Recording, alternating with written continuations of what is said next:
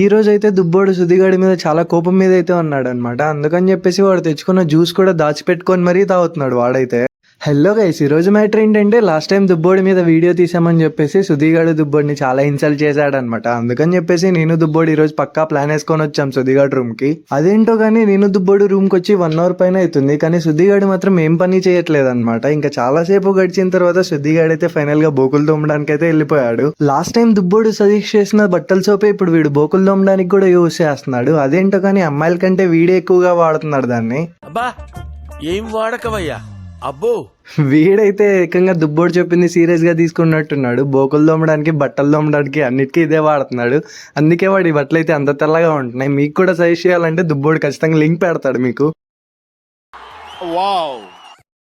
సుద్దిగాడు కష్టపడ్డం నేను దుబ్బోడు చూడలేకపోయాం అనమాట. అందుకని చెప్పేసి వాడిని బయటకైతే తీసుకెళ్లిపోయాం. వీళ్ళిద్దరు గొడవ పడ్డమేమో కానీ వాళ్ళిద్దరికి పెంట పెట్టడంలో మనం మాత్రం హై రేంజ్ లోకి వెళ్ళిపోయాం.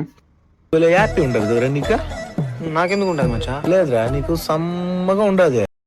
ఇంకా వీళ్ళ గొడవ పక్కన పెడితే నాకైతే ఫుల్గా ఆకలి అవుతుంది అనమాట. అందుకని చెప్పేసి ఫుడ్ పార్సల్ తీసుకొని సందుల్లో బంధుల్లో రిటర్న్ రూమ్కి అయితే వచ్చేసాను. మీరు కూడా వెళ్ళే ముందు సబ్స్క్రైబ్ చేసుకోండి. Bye bye.